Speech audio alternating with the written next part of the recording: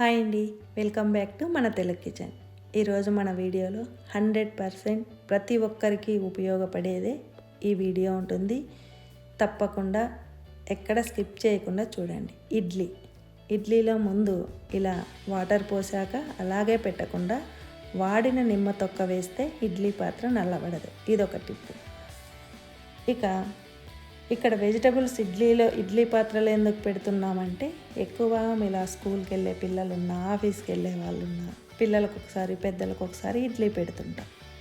మిగిలిన ప్లేట్లు ఖాళీగా పెట్టకుండా మనము ఇలా వెజిటబుల్స్ సెట్ చేసుకోవాలి. అంటే అది స్వీట్ కార్న్ కానీ, లేదు కేవలం ఆలుగడ్డ కానీ, ఇలా మనకు అవసరమైన రకరకాల వెజిటబుల్స్ ఏవైనా కూడా పెట్టుకోవచ్చు.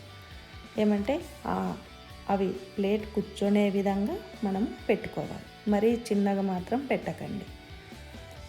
వెజిటబుల్స్ పెట్టినప్పుడు కేవలం కడిగి పెట్టుకుంటే చాలు. ఎటువంటి మీరు వాటరు మళ్ళీ ఆ ఇడ్లీ పెట్టే దాంట్లో పాత్రలో మనం పోయాల్సిన పని లేదు.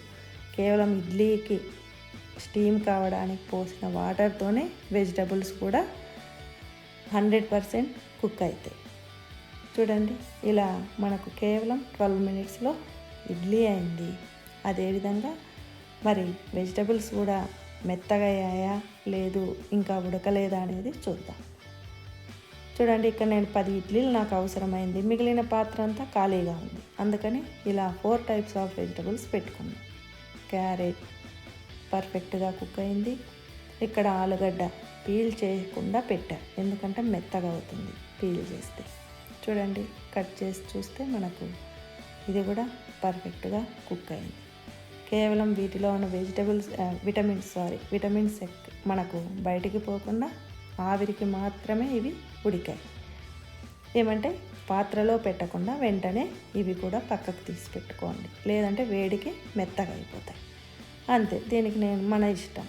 ఆనియన్ నేను క్యాప్సికమ్ యాడ్ చేసా.